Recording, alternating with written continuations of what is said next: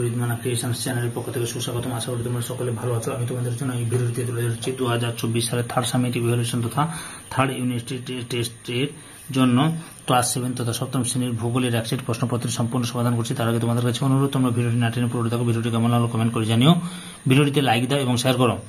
তোমরা এই প্রশ্নপত্রের সেটটি অর্থাৎ লাস্ট প্রশ্নপত্রের সেট রায় মার্টিন প্রশ্ন বিচিত্রার 303 নম্বর পেজের সেট নম্বর 12 অর্থাৎ লাস্ট প্রশ্নপত্রের last set Uttarpara government high school স্কুলে যে প্রশ্নপত্রের সেটটি রয়েছে সেই সেটটি সম্পূর্ণ সমাধান করছি। 2 দাগে সঠিক উত্তরটি নির্বাচন করে লেখো। 1 দাগে শরৎ বিশুভ বলা হয় অপশান সিতে 23 সেপ্টেম্বরকে। 2 দাগে মধ্যরাত্রি সূর্যের দেশ হলো অপশান বিতে নরওয়ে। তারপরে 3 নম্বর প্রশ্ন, মূল মধ্যরেখার বিপরীতে অবস্থিত দ্রাঘিমা রেখাটি হলো 180 ডিগ্রি পূর্ব, শুধু 180 ডিগ্রি হবে, 180 ডিগ্রি। তারপরে রয়েছে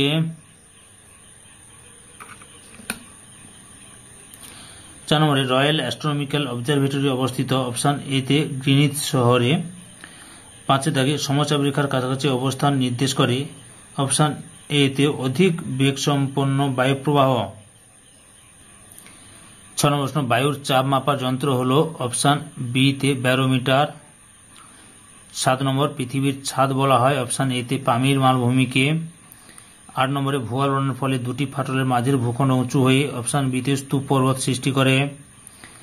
তারপরে হচ্ছে 9 নম্বরে নদীর আঁকামাকা গতিপথকে অপশান সিতে মেন্ডার বলে। 10 দাগে নদী মোহনায় সৃষ্ট ফানেল আকৃতি ভূমিরূপকে বলে অপশান সিতে খাঁড়ি। তারপরে হচ্ছে 11 দাগে পারদ ঘটিত রোগটির নাম অপশান বিতে মিনামাটা। 12 দাগে সবচেয়ে বেশি পরিমাণে জলের তাপীয় দূষণ ঘটে অপশান এতে তাপবিদ্যুৎ কেন্দ্রে। 13 দাগে ভোপাল গ্যাস দুর্ঘটনার জন্য দায়ী গ্যাস হচ্ছে অপশান এতে MIC। তারপরে 14 দাগে অবিয়োজিত একটি পদার্থ হলো অপশান সিতে প্লাস্টিক। তারপরে 15 নম্বর প্রশ্ন, ইউরোপের দীর্ঘতম নদীর নাম হচ্ছে অপশান এতে ভলগা। 16 দাগে কোন শহরটি উত্তরে ভেনিস নামে পরিচিত অপশান এতে আমস্টারডাম। এরপরে 3 দাগে কি রয়েছে লক্ষ্য করো। 3 দাগে শূন্যস্থান পূরণ করো। প্রথম প্রশ্ন, ড্যাশ তারিখে সূর্য থেকে পৃথিবীর দূরত্ব সবচেয়ে কম হয়? 3রা জানুয়ারি তারিখে।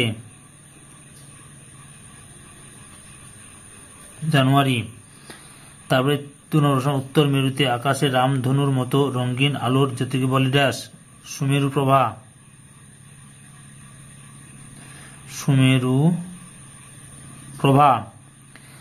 তারপরে 3 দাগে 10 ডিগ্রি দ্রাঘিমার পার্থক্য সময় পার্থক্য হয় ড্যাশ মিনিট? 40 মিনিট। অর্থাৎ 1 ডিগ্রি দ্রাঘিমার পার্থক্য সময় পার্থক্য হয় 4 মিনিট, তার 10 ডিগ্রির জন্য 40 মিনিট। 4 দাগে অক্ষরেখা ও দ্রাঘিমা রেখায় পারস্পরিক ছেদবিন্দু দিয়ে কোন স্থানে ড্যাশ নির্ধারণ করা হয়? অবস্থান নির্ণয় করা হয়? অবস্থান। 5 দাগে ভূপৃষ্ঠ থেকে যত উপরে উঠা যায় বাতাসের চাপ তত ড্যাশ হয়? কমতে থাকে?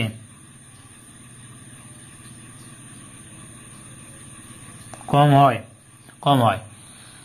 বি দাগে বাম দিকের সঙ্গে ডান দিক মিলিয়ে রেখো। বাম দিকে রয়েছে বায়ুর আর্দ্রতা অপশান ইতে হাইগ্রোমিটার যন্ত্রের সাহায্যে মাপা হয়। 2 নম্বর স্তূপ পর্বত অপশান ডিতে ভূ আলোড়নের ফলে সৃষ্টি হয়। 3 নম্বরে দাক্ষিণাত্যে মালভূমি লাভা দ্বারা গঠিত, এতে লাভা দ্বারা গঠিত। 4 নম্বর অন্তর্বাহিনী নদীর নাম হচ্ছে অপশান সিতে লুনি। আর বৃহত্তম নদী অববাহিকা হচ্ছে অপশান বিতে আমাজন। এরপরে শীত দাগে কি রয়েছে লক্ষ্য করো একটু। এক কথা উত্তর দাও। 1 নম্বরে সারা বিশ্বে পরিবেশ দিবস কবে পালিত হয়? 5ই জুন।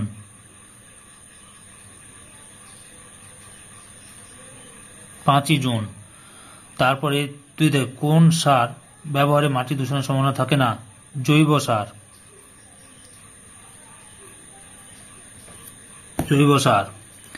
3 নম্বরে ইউরোপের বৃহত্তম হ্রদের নাম কি? ইউরোপের বৃহত্তম হ্রদের নাম হচ্ছে ল্যাডোগা।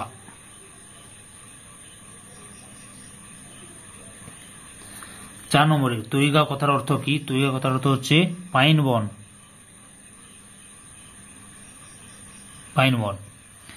4 দাগে নিচে প্রশ্নগুলির সংক্ষিপ্ত উত্তর দাও। 1 ক্রোনোমিটার কি? উত্তর, ইংল্যান্ডের বিজ্ঞানী জন হ্যারিসন 1759 সালের ক্রোনোমিটার আবিষ্কার করেন। ক্রোনোমিটার শব্দের অর্থ সময়মাপক যন্ত্র। ক্রোনোমিটার হল সময় নির্ণয়কারী এক বিশেষ ধরনের ঘড়ি যা জাহাজের নাবিকদের কাজে লাগে।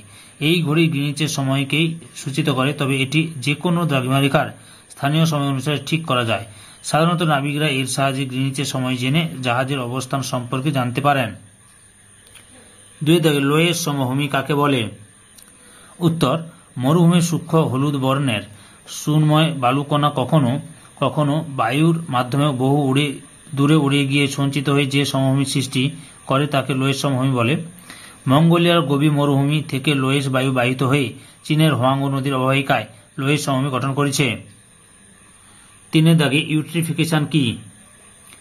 যে পদ্ধতিতে কোনো জলাশয়ে রাসায়নিক পদার্থ প্রধানত ফসফেট মেশার ফলে জলজ উদ্ভিদের বৃদ্ধি ঘটে এবং জলে অক্সিজেনের পরিমাণ হ্রাস পায় তাকে ইউট্রিফিকেশন বলে। মূলত ঘনবসতিযুক্ত অঞ্চল থেকে নির্গত জলে প্রচুর পরিমাণে সাবান বা ডিটারজেন্ট থাকে, যার অন্যতম প্রধান উপাদান হল ফসফেট যৌগ। জলজ উদ্ভিদ সেগুলোকে পুষ্টিদ্রব্য হিসেবে কাজে লাগায়, ফলে জলে আগাছা ও শৈবাল বৃদ্ধি পায়। এতে জলের অক্সিজেন হ্রাস পায় ও কার্বন ডাইঅক্সাইড বৃদ্ধি পায়। ফলস্বরূপ জলজ প্রাণী ও উদ্ভিদ মারা যায় এবং জলাশয় ভরাট হয়ে অগভীর জলাভূমিতে পরিণত হয়। 4 মিশ্র কৃষি কাকে বলে?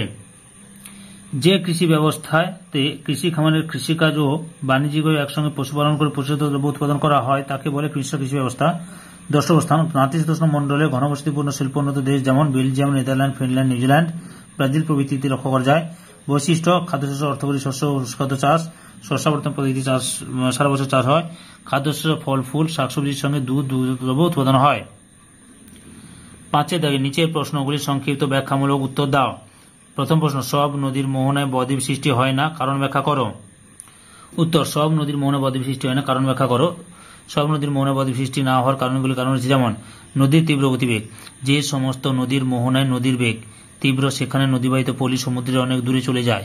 স্বল্প দীর্ঘ নদী, উৎস থেকে মোহনা অবধি নদীর দৈর্ঘ্য কম হলে নদীবাহিত পদার্থ কম হয়, ফলে বদ্বীপ গড়ে ওঠে না। নদীর শক্তি দুর্বলতা, নদীর ক্ষয় ও বহনকারী শক্তি দুর্বল হলে নদীতে পলির অভাব ঘটে, ফলে বদ্বীপ গড়ে ওঠে না।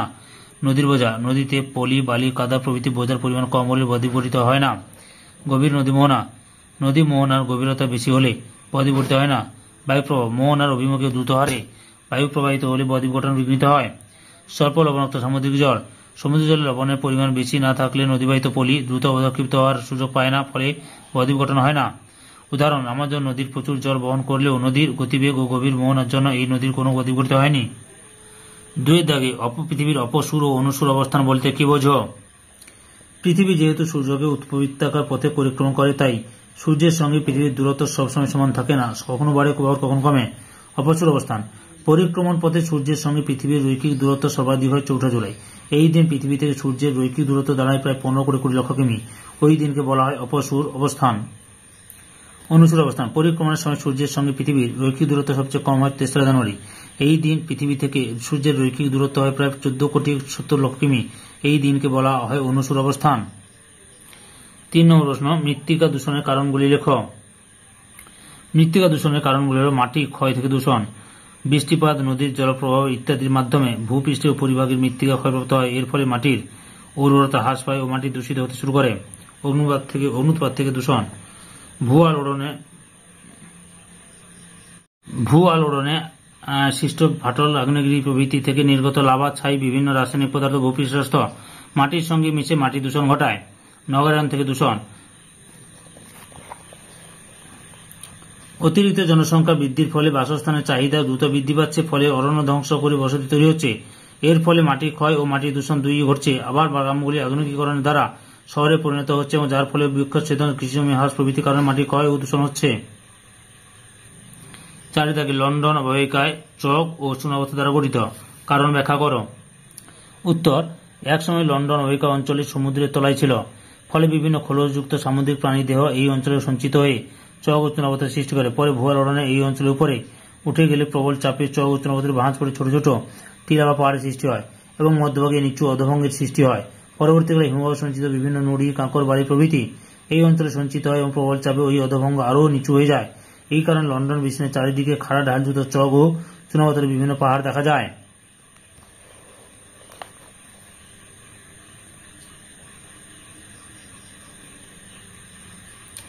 6 নিচের প্রশ্নগুলি ব্যাখ্যামূলক প্রশ্নের উত্তর দাও, যে কোনো 3টি। 1 নম্বরে করাচিতে 27°67' পূর্ব এবং যখন সকাল 6টা তখন ভারতীয় পরিস্থিতি 30 মিনিট পূর্ব স্থানীয় সময় কত? 2 নম্বরে চিত্রসহ বায়ুর চাপ বলগুলি বর্ণনা দাও। 3 নম্বরে উদাহরণ সহ বিভিন্ন ধরনের মালভূমি শ্রেণীভাগ করো।